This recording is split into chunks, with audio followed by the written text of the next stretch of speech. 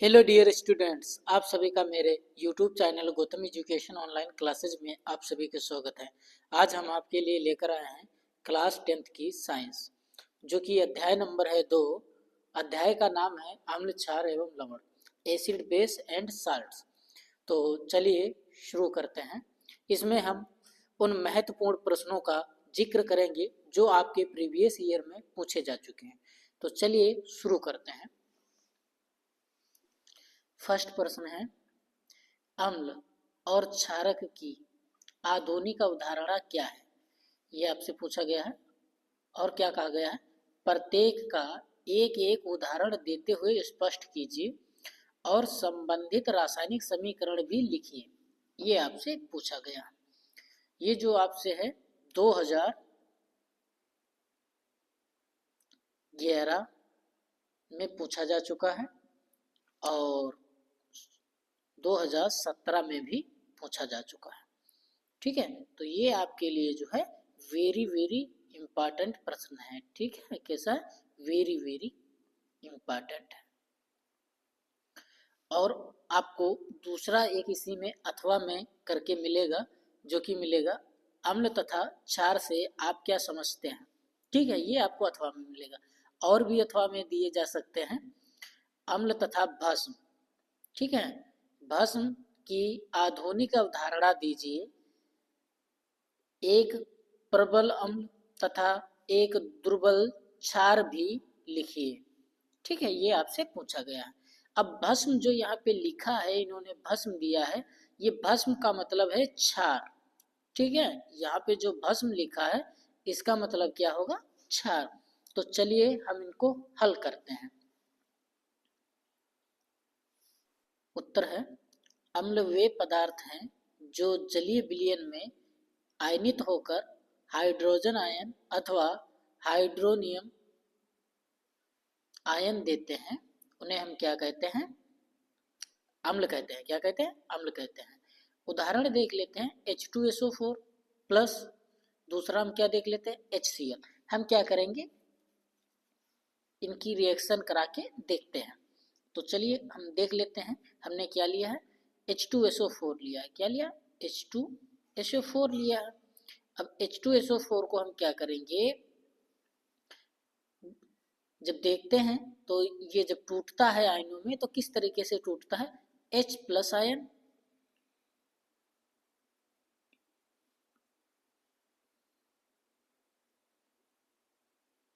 Plus SO4 minus ion. तो यहाँ पे हम देख रहे हैं कि ये यहाँ पे आपको क्या मिला है? ठीक है, हाइड्रोजन आयन मिला है। क्या मिला है? आपको हाइड्रोजन आयन मिला है। तो ये कैसा है? अम्ल है। अगर यहाँ पे आपको क्या मिल रहा है? हाइड्रोजन आयन अगर मिल रहा है तो ये क्या है? आपके पास अम्ल है ये। ठीक है, तो इसको क्या कहेंगे? अम्लीय विलयन कह देंगे। क्या कहेंगे? अम्लीय। इसका पूरा नाम क्या बोल देंगे? सांद्र सल्फ्यूरिक अम्ल होता है। H2SO4 का क्या नाम होता है? सांद्र सल्फ्यूरिक अम्ल होता है। फिर हम किसका देख लेते हैं? HCl का देख लेते हैं। अब HCl की अगर बात की जाए तो HCl क्या होता है? हाइड्रोक्लोरिक अम्ल होता है। क्या होता है? हाइड्रोक्लोरिक अम्ल होता है। तो हम यहाँ पर देखते हैं H plus ion plus Cl minus ion होगा। ठीक है, यहाँ पर भी हम देख पा रहे हैं कि जो H हाइड्रोजन है उस पर कैसा है? प्लस आयन है। यानी ये भी क्या है? आपके पास हाइड्रोजन आयन ही है। तो जब जिस अपक्रिया में या किसी चीज के साथ में जब हाइड्रोजन आयन जुड़ा होता है तो वो क्या होता है? आपका अम्ल होता है। क्या होता है? जिसमें हाइड्रोजन प्लस आयन पाया जाए वो क्या होगा? आपका अम्ल होगा। ठीक है, ये आपसे पूछा गया है। तो अब हम क्या देख लेते हैं? अम्ल हमारे कंप्लीट हो चुके हैं। अब हम क्या देखेंगे? क्षार देख लेते हैं। ठीक है, अब क्षार देख लेते हैं। उत्तर में देखिए क्षार। क्षार वे पदार्थ हैं जो जलीय विलयन में आयनित होकर हाइड्रोक्साइड आयन देते हैं। हाइड्रोक्साइड आयन का मतलब क्या होगा? OH। OH माइनस आयन जो देते हो विलयन में उनको हम क्या कहेंगे? क्षार कहेंगे। वो क्या कहलाएंगे? क्षार कहलाएंगे। ठीक है, अभी हम देख भी लेते हैं। ठीक है, हम क्या करेंगे? देख लेते हैं उदाहरण के माध्यम से। हमने यहाँ पे क्या लिया? NaOH उदाहरण में लिया है और दूसरा क्या लिया? KOH लिया है। तीसरा क्या लिया है, NH4OH लिया है। तो हम क्या करेंगे, एक एक करके इनको हम अब क्रिया के माध्यम से समझने का प्रयास करेंगे। तो देखते हैं किसमें क्या होता है। हम यहाँ पे देख लेते हैं कि जो हमारे पास क्या है, NaOH है। NaOH को हम क्या बोलते हैं, सोडियम हाइड्रोक्साइड। सोडियम हाइड्रोक्साइड की जब हम क्या करते हैं, देखते हैं, ठीक है। तो क्या होगा, Na प्लस आयन, ठीक है, और प्लस जो होगा OH क्या पाया जाएगा, माइनस आयन। जब हमने अभी आपको बताया है जिसपे OH माइनस आयन दिखाई दे आपको विलयन में, तो अब वो विलयन कैसा होगा, क्षारीय होगा। कैसा होगा, क्षारीय विलयन होगा। ठीक है, ये तो हमारा सिद्ध हो गया। अब हम क्या करेंगे, अब हम KOH की बात कर लेते हैं। किसकी बात करेंगे, KOH की बात कर लेंगे। जब KOH की बात करेंगे तो हम KOH ले लेंगे। KOH का पूरा नाम क्या होगा, पोटेशियम हाइड्रोक्साइड। क्या हो जाएगा, पोटेशियम हाइड्रोक्साइड। जब पोटेशियम हाइड्रोक्साइड को लेते हैं तो देखते हैं जो ये अपने विलयन अपने आयनों में जब टूटता है तो K प्लस आयन हो जाएगा, ठीक है, और प्लस OH माइनस आयन हो जाएगा। तो इसमें भी हम देख पा रहे हैं कि इसमें जो है हमें क्या चाहिए होता है, क्षार के लिए हाइड्रोक्सिल आयन चाहिए होता है, तो हमें इसमें हाइड्रोक्सिल आयन मिल रहा है। तो ये भी हमारे पास क्या है, एक क्षार है। क्या है, क्षार है, यानी बेस है। ठीक है, क्या है, ये हमारे पास बेस है। तो हम अब क्या करेंगे, हमारे पास NH4OH बचा है, तो हम इसकी भी देख लेते हैं, इसको भी देखेंगे, इसको भी समझ लेते हैं। तो NH4OH, इसको हम क्या कहते हैं, अमोनियम हाइड्रोक्साइड बोलते हैं। इसे क्या कहते हैं, अमोनियम हाइड्रोक्साइड बोलते हैं। जब अमोनियम हाइड्रोक्साइड को देखेंगे तो इसमें भी क्या होगा, अमोनिया जो होगी वो बाहर निकल जाएगी, ठीक है, प्लस इस पे प्लस आयन होगा, प्लस OH पे क्या होगा, माइनस आयन होगा। ठीक है, जब यहाँ पे माइनस आयन हमें OH माइनस आयन जब देखने को मिल गया है तो ये भी जो विलयन होगा वो भी कैसा होगा, क्षारीय होगा। कैसा होगा, क्षारीय होगा। ठीक है, तो ये भी हमारा क्या होगा, सिद्ध हो गया, क्षारीय है। ठीक है, इसकी प्राकृत कैसी पाई जाएगी, क्षारीय पाई जाएगी कि NaOH क्षारीय होगा, KOH क्षारीय होगा और NH4OH भी क्षारीय होगा। ठीक है, इसमें क्या पाया जाता है, हाइड्रोक्सिल समूह पाया जाता है। वो सारे जितने समूहों में हाइड्रोक्सिल समूह जुड़ा होगा वो क्या होंगे, क्षारीय होंगे। हमसे पूछा गया था कि एक प्रबल अम्ल का नाम बताइए और एक दुर्बल क्षार का नाम बताइए। तो यहाँ पे हम देख लेते हैं प्रबल अम्ल, ठीक है, और जो प्रबल अम्ल का सूत्र होता है HNO3 होता है। क्या होता है, HNO3 होता है। यहाँ पे गलत टाइप हो गया है, ठीक है, HNO3, इसका नाम क्या होता है, नाइट्रिक अम्ल। क्या होता है, नाइट्रिक अम्ल होता है।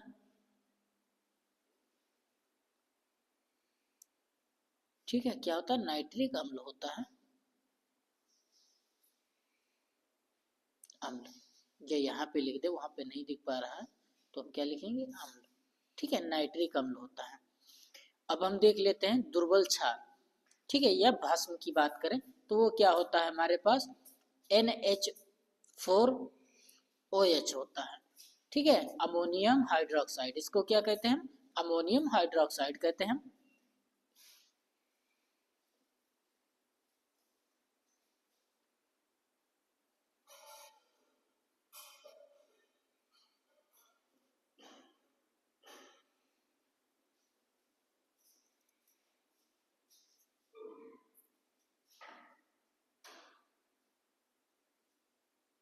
अमोनियम हाइड्रोक्साइड, ठीक। तो ये भी हमने देख लिया है। अब अगला प्रश्न देख लेते हैं। हाइड्रोजन आयन सांद्रण से क्या तात्पर्य है, उदासीन विलयन में हाइड्रोजन आयन सांद्रण का मान कितना होगा, ये आपसे पूछा गया। जो उदासीन विलयन होगा उसमें हाइड्रोजन आयन का सांद्रण का मान कितना होगा, ये आपसे पूछा गया। तो हम देख लेते हैं, उत्तर है हमारे पास, हाइड्रोजन आयन सांद्रण किसी जलीय विलयन के 1 लीटर आयतन में उपस्थित हाइड्रोजन के मोलों की संख्या को उसे विलयन का हाइड्रोजन आयन सांद्रण कहते हैं। इसे हम H+ आयन द्वारा प्रदर्शित करते हैं। उदासीन विलयन में हाइड्रोजन आयन सांद्रण का मान 1 × 10⁻⁻7 मोल प्रति लीटर होता है। कितना होता है? 1 × 10⁻⁷ मोल प्रति लीटर होता है। ठीक है।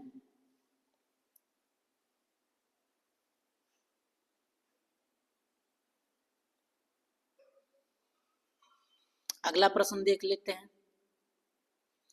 ये भी जो आपका है इंपॉर्टेंट प्रश्न रहने वाला है। 2000 ये आपसे 12 में पूछा जा चुका है। ठीक है, ये भी इंपॉर्टेंट प्रश्न है, इसको भी जो है देख लीजिएगा ध्यान से थोड़ा। अगला प्रश्न देख लेते हैं।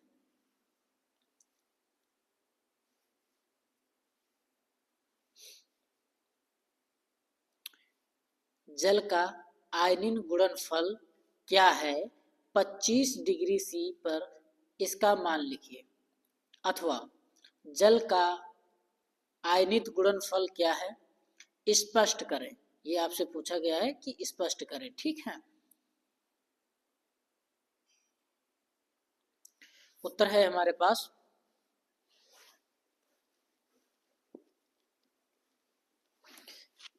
ये जो आपका प्रश्न है ये वेरी इंपॉर्टेंट प्रश्न है। वेरी इंपॉर्टेंट प्रश्न है। ये आपसे जो है 2011 प्लस 2014 में पूछा जा चुका है। 2011 प्लस 2014 में पूछा जा चुका है। तो हम चलिए शुरू करते हैं और समझते हैं।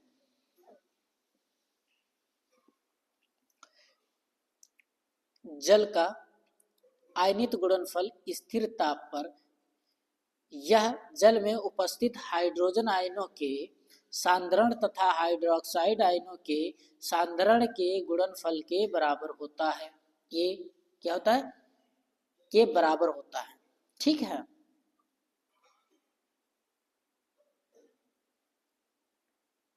और इसे हम क्या करते हैं?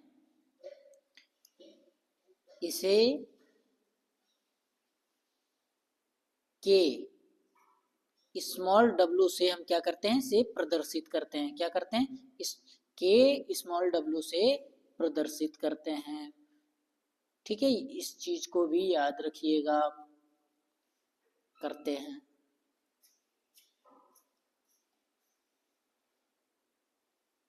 ठीक है, और अर्थात की अगर बात करें तो हम क्या करेंगे? इसका एक सूत्र लिख लेते हैं। हम क्या करेंगे? के कैपिटल के लिखेंगे, स्मॉल w लिखेंगे, बराबर लिखेंगे H पे हम क्या लिखेंगे? प्लस आयन होगा हमारे पास, ब्रैकेट बंद करेंगे और क्या होगा? ब्रैकेट ओपन होगा। OH पे क्या होगा? माइनस आयन होगा। ठीक है, जब एक हमारे पास क्या होगा? हाइड्रोजन क्या होगा? हाइड्रोजन आयन होगा और दूसरा तथा क्या होगा हमारे पास? सांद्रण में हाइड्रोक्साइड आयन होंगे। ठीक है, जब दोनों साथ में मिलेंगे तब क्या बनाएंगे? H2O बनाएंगे। तो हमारे पास जल का भी ये क्या हो गया? गणना हो गई। ठीक है, अगला प्रश्न देख लेते हैं।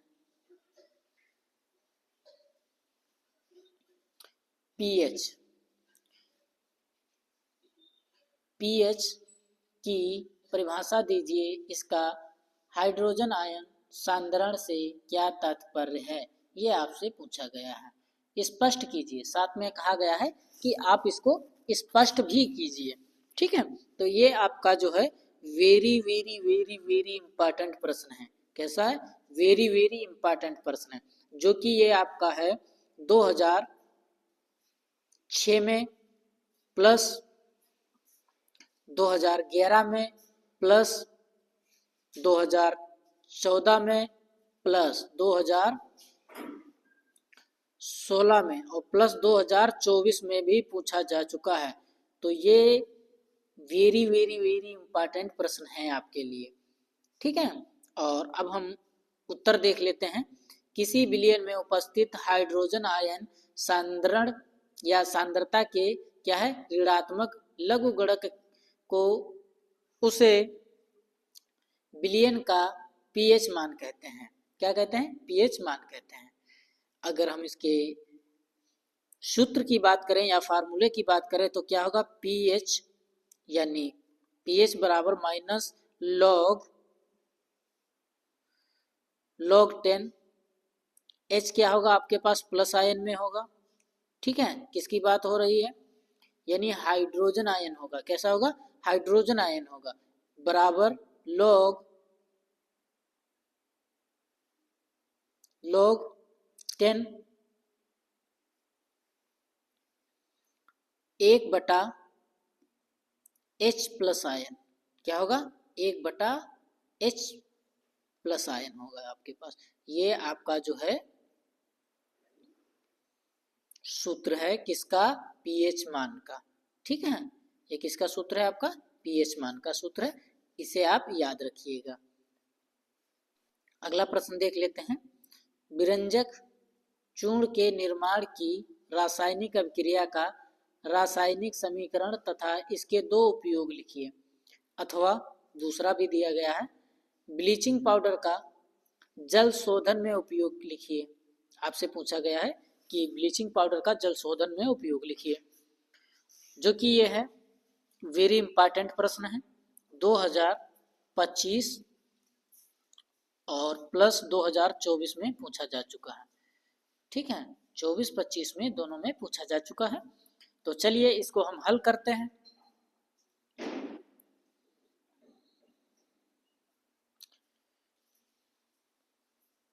तो हम देख लेते हैं, जो रासायनिक नाम पहले तो देखते हैं इसका, क्या होगा, कैल्शियम क्लोरोहाइपोक्लोराइड, अथवा या हम इसे दूसरे नाम से भी जानते हैं कैल्शियम ऑक्सीक्लोराइड होता है। ठीक है, इसका सामान्य जो नाम होता है ब्लीचिंग पाउडर होता है, और इसका जो अणुसूत्र होता है वो क्या होता है, CaOCl, अथवा या हम दूसरे फार्मूले से भी इसे जानते हैं CaOCl। ये क्या होता है, CaCOl। इसको हम क्या कहेंगे, कैल्शियम ऑक्सीक्लोराइड। क्या होता है, कैल्शियम ऑक्सीक्लोराइड होता है। अब हम क्या करेंगे, इसकी निर्माण विधि भी देख लेते हैं कि ये किस तरीके से इसका निर्माण कर सकते हैं।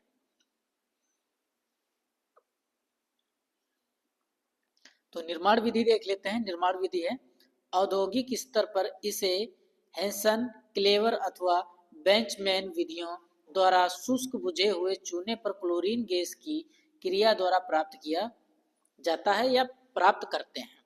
ठीक है, अब हम क्या करेंगे, एक रिएक्शन के माध्यम से हम समझने का प्रयास करेंगे। हम क्या करेंगे, हमने क्या लिया है यहाँ पे, बुझा हुआ शुष्क बुझा हुआ चूना लेंगे। क्या लेंगे, शुष्क बुझे हुए चूना। यहाँ पे आपको दिया गया है शुष्क बुझे हुआ चूना लेंगे पर क्लोरीन गैस। ठीक है, तो हम क्या लेंगे, शुष्क CaOH। ठीक है, ये क्या हमारे पास शुष्क बुझा हुआ चूना है, प्लस हम क्या लेंगे, क्लोरीन गैस Cl2। ठीक है, और हम क्या कराएंगे, इसको गर्म करेंगे। ठीक है, क्या करेंगे, इसको गर्म करेंगे। जब इसको हम गर्म करेंगे तो क्या हमारे पास बनेगा, विरंजक चूर्ण बनेगा। विरंजक चूर्ण का सूत्र क्या होता है,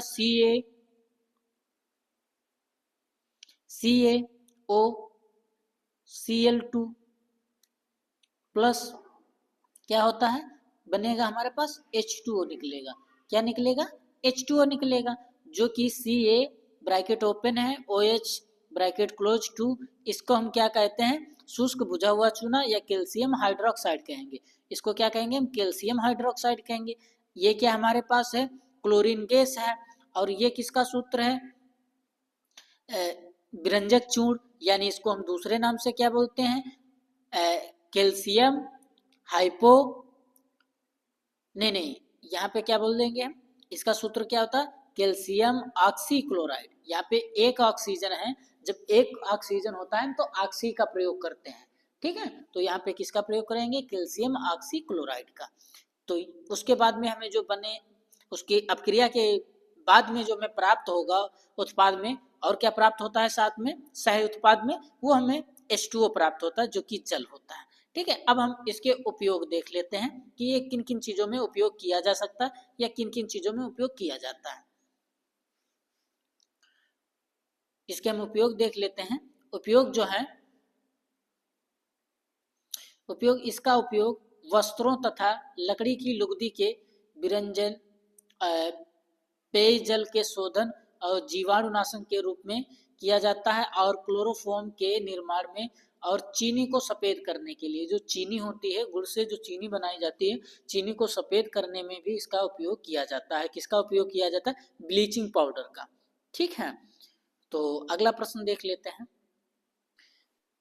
धावन सोडा का रासायनिक नाम तथा अणुसूत्र लिखिए। इसके बनाने की विधि का केवल रासायनिक समीकरण लिखिए।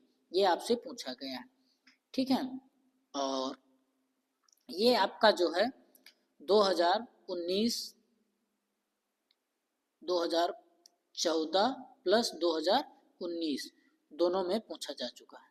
ठीक है, ये आपका 2 बार पूछा जा चुका है, और ये वेरी इंपॉर्टेंट प्रश्न है आपका। ठीक है, वेरी इंपॉर्टेंट प्रश्न है। और चलिए हल करते हैं। अभी हम देख रहे हैं उत्तर। धावन सोडा का रासायनिक नाम क्या होता है? Sodium carbonate decahydrate. क्या होता है? Sodium carbonate decahydrate. ठीक है, ये क्या होता है?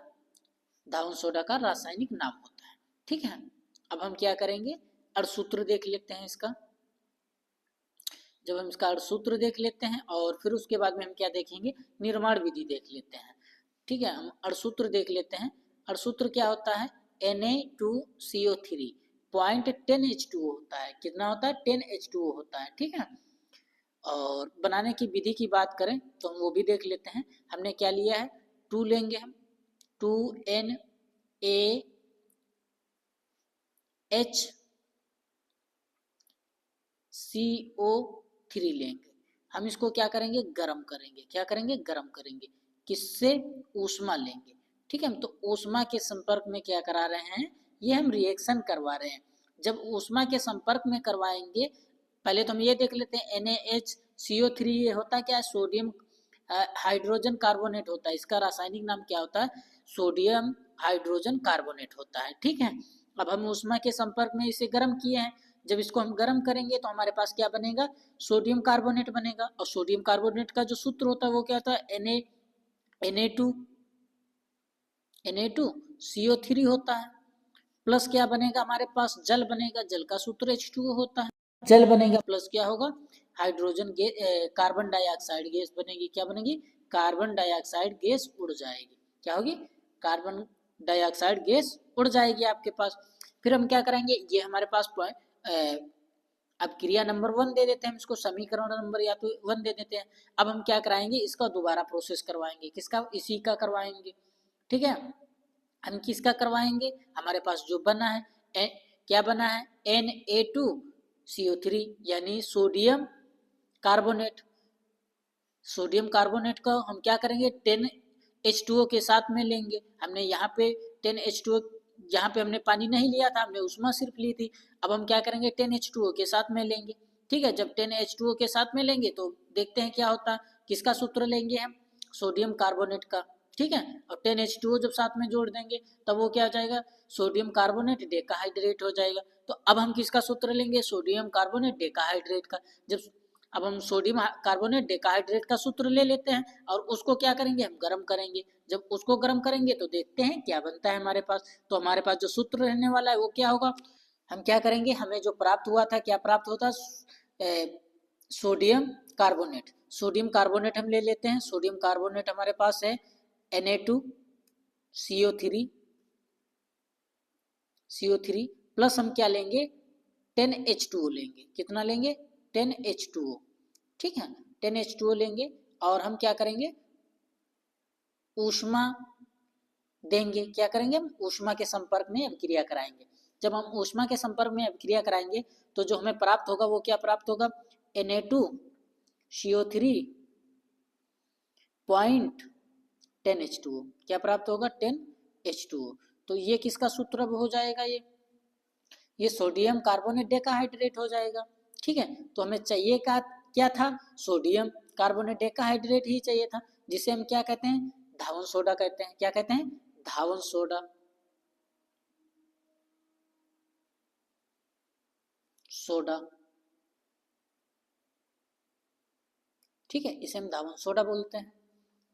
तो अगला प्रश्न देख लेते हैं, और इसमें क्या देखते हैं, उपयोग की अगर बात की जाए तो हम इसका उपयोग भी देख लेते हैं। उपयोग जल की कठोरता को दूर करने के लिए जो धावन सोडा का उपयोग हम करते हैं वो क्या किसके लिए करते हैं, जल की जो कठोरता होती है इसको दूर करने के लिए करते हैं। अगला प्रश्न है, प्लास्टर ऑफ पेरिस बनाने की विधि तथा एक उपयोग लिखिए। उत्तर है प्लास्टर ऑफ पेरिस। इसका जो रासायनिक नाम होगा कैल्शियम सल्फेट डाइहाइड्रेट होता है। ठीक है, और ये जो आपका है ये वेरी वेरी इंपॉर्टेंट प्रश्न है, वेरी वेरी वेरी इंपॉर्टेंट प्रश्न है। ठीक है, इंपॉर्टेंट है, और यह जो है आपसे 2019 में 2019 में प्लस 2022 में और 2024 में और 2025 में पूछा जा चुका है। ठीक है, तो ये आपके लिए वेरी इंपॉर्टेंट प्रश्न है। ठीक है, तो चलिए हम इसको हल करते हैं। हमने अभी आपको बताया कि जो प्लास्टर ऑफ पेरिस है बनाने की विधि, बनाने की विधि तथा एक उपयोग लिखिए, ये आपसे पूछा गया। उत्तर में हमने दिया है आपको plaster of Paris. Plaster of Paris की बात हो रही है तो उसका नाम दे दिया। अब इसका जो क्या होगा, रासायनिक नाम है जो कैल्शियम सल्फेट डाइहाइड्रेट नाम है, और अणुसूत्र की बात की जाए तो CaSO4.1/2H2 होता है, यानी हाफ जल का अणु होता है। कितना होता है, आधा जल का अणु होता है। तो अब हम क्या करेंगे, बनाने की विधि भी देख लेते हैं, इसकी निर्माण विधि। ठीक है, निर्माण विधि देख लेते हैं। जब निर्माण विधि की बात की जाती है, जब कैल्शियम सल्फेट डाइहाइड्रेट अर्थात जिप्सम, इसको हम क्या कहते हैं, जिप्सम को 120 डिग्री ताप पर गर्म किया जाता है तो निर्जलीकरण द्वारा प्लास्टर ऑफ पेरिस प्राप्त होता है। यानी आपको करना क्या है, जिप्सम लेना है, और जिप्सम को लेने के बाद में 120 डिग्री सेल्सियस पे हमें क्या करना होगा, गर्म कर देना होगा। और जब उसमें क्या होगा, जल की जो कमी आएगी, जब जल की कमी आ जाती है निर्जलीकरण के कारण ही हमें क्या प्राप्त होता है, प्लास्टर ऑफ पेरिस प्राप्त होता है। तो चलिए देख लेते हैं एक हम रिएक्शन के माध्यम से। तो जब हम एक रिएक्शन करवाएंगे तो समझ में आएगा हमारे। ठीक है, तो हम क्या करेंगे, एक रिएक्शन करवा लेते हैं। रिएक्शन में हमें क्या चाहिए होता है, हमें क्या चाहिए, CaSO4 चाहिए। ठीक है, CaSO4 चाहिए। पॉइंट हमें क्या चाहिए, 2H2O चाहिए। कितने चाहिए, 2H2O चाहिए। अब ये किसका सूत्र है, जिप्सम का। किसका, जिप्सम का। हमने अभी आपको बताया कि हम क्या करेंगे, जिप्सम लेंगे। और जिप्सम लेंगे भाई, तो जिप्सम को क्या करेंगे, हम गर्म करेंगे। कितने टेम्परेचर पे, 120 डिग्री टेम्परेचर पे जब गर्म करेंगे हम। अब हम इसको क्या करेंगे, गर्म करेंगे। 120 डिग्री टेम्परेचर पे गर्म कर दिए हैं। ठीक है, जब हम इसको 120 डिग्री टेम्परेचर पे गर्म करेंगे तो हमारे पास जो बनेगा वो क्या बनेगा, CaSO4.1/2H2O। क्या, 2H2O। ठीक है, और प्लस जो हमारे पास बनेगा 3/2H2O, वो निकल जाएगा। क्या होगा, 3/2H2O हमारे इसमें से क्या होगा, भाप के रूप में बाहर निकल जाएगा। ठीक है, ये हमें देखना है। और जो CaSO4 1/2H2O है, इसको हम क्या बोलते हैं, प्लास्टर ऑफ पेरिस, यानी हम इसको शॉर्टकट में POP भी लिख सकते हैं। ठीक है, क्या कहते हैं, POP। जो घरों में POP होती है वो यही होता है, प्लास्टर ऑफ पेरिस यही होता है। उसका सूत्र क्या होता है, CaSO4.1/2H2O। ये किसका सूत्र होता है, POP का, जो ये घरों में सजावटी कामों में उपयोग किया जाता है। अभी चलिए हम इनके क्या करते हैं, उपयोग वगैरह देखेंगे। ठीक है, या हम दोबारा एक और दूसरी तरीके से हम क्रिया कराना चाहेंगे तो किस तरीके से कराएंगे, हम क्या करेंगे, हमने दोबारा लिया है, अगर वहाँ पे नहीं समझ पाए हैं तो यहाँ पे समझ लीजिए। CaSO4 क्या लिया है, CaSO4 लिया है। पॉइंट हम क्या करेंगे, 2H2O लेंगे। ये किसका सूत्र है, आपका जिप्सम का, हमने अभी बताया। हम क्या करेंगे, इसको 120 डिग्री सेल्सियस पे गर्म करेंगे। कितने पे, 120 डिग्री सेल्सियस पे गर्म कर दिया है।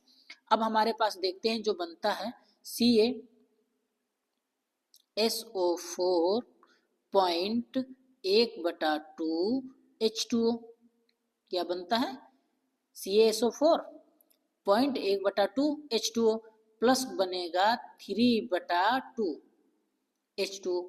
ये क्या होगा निकल जाएगा आपका, ये क्या होगा निकल जाएगा। ठीक है, तो आपके पास जो बचा है वो क्या बचा है CaSO4 0.1/2 H2O। तो इसको हम क्या बोलते हैं POP बोलते हैं। क्या बोलते हैं POP। ठीक है, यानी प्लास्टर ऑफ पेरिस। और ये जो हमारे पास सूत्र था ये क्या है का था जिप्सम का था। ठीक है, यही मैं प्राप्त भी करना था। तो चलिए अब हम देखते हैं कि इसका उपयोग की बात की जाए तो देख लेते हैं उपयोग। इसका उपयोग टूटी हुई हड्डियों, जो आर्थोपेडिशियन जो डॉक्टर होते हैं वो क्या करते हैं, जो आपकी कहीं शरीर की बोन टूट जाती है हाथ या पैर की, तो जो आपका प्लास्टर चढ़ाते हैं उसमें इसी का ही उपयोग किया जाता है। हड्डियों को जोड़ने के लिए और मूर्ति और सजावटी खिलौनों बनाने के लिए उपयोग किया जाता है। इसको आप किन किस चीज़ों में उपयोग कर सकते हैं, टूटी हुई हड्डियों में उपयोग करते हैं कौन लोग, आर्थोपेडिशियन लोग, और मूर्तियां बनाने और सजावटी खिलौने बनाने के लिए भी उपयोग किया जा सकता है। चलिए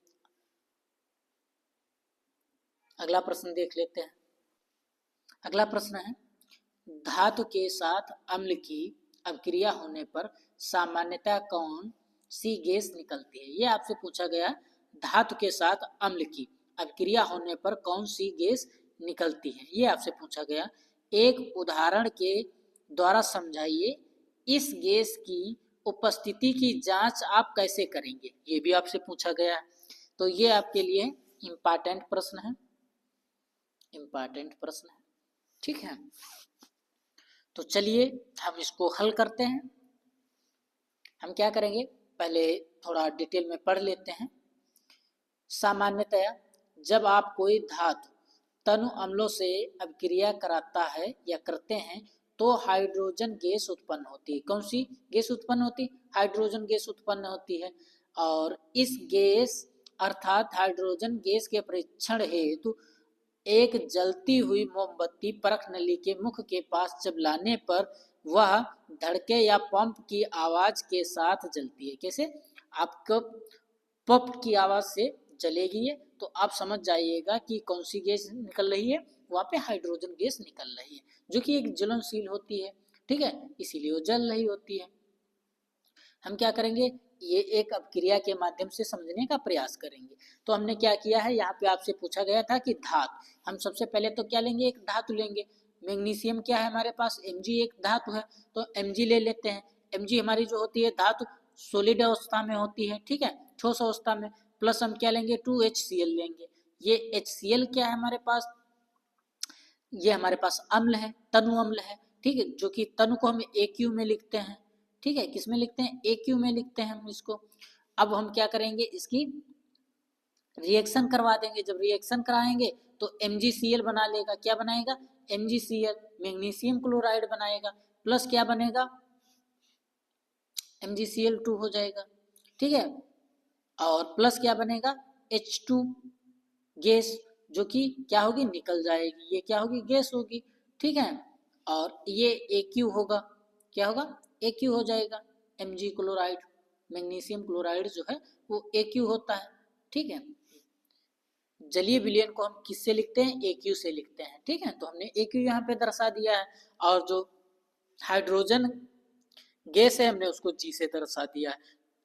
तो जो हाइड्रोजन गैस है ये जब निकलेगी वहां पे अगर आप मोमबत्ती ले जलाते हैं तो आपको एक आवाज सुनाई देगी, जो आवाज जो कि वो हाइड्रोजन गैस की होती है। दूसरा देख लेते हैं हम दूसरा धातु ले लेंगे। हमने जिंक लिया है और हम दूसरा अम्ल भी ले लेंगे H2SO4 ले लेंगे। ठीक है, और हम क्या कराएंगे अब क्रिया कराएंगे। जब हम अब क्रिया कराएंगे तो हमारे पास जो बनेगा वो क्या बनेगा, वो हम देख लेते हैं। ZnSO4 बनेगा। क्या बनेगा ZnSO4 बन जाएगा। प्लस क्या बनेगा हाइड्रोजन गैस निकलेगी। ठीक है, तो ये भी हमारा सिद्ध हो गया। ठीक है, चलिए अगला प्रश्न देख लेते हैं।